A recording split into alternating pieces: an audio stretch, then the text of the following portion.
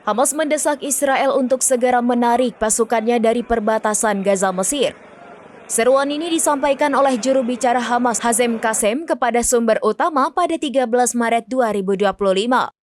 Hamas menuduh Israel berusaha melanggar ketentuan gencatan senjata dalam pembicaraan mengenai fase selanjutnya dari kesepakatan tersebut.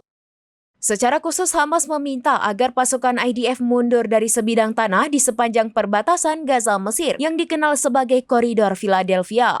Sementara itu, Israel bersikeras mempertahankan kendali atas koridor tersebut untuk mencegah penyelundupan senjata ke wilayah Palestina dari Mesir.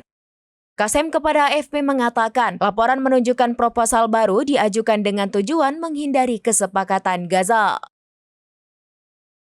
Download Tribun X sekarang, menghadirkan lokal menjadi Indonesia.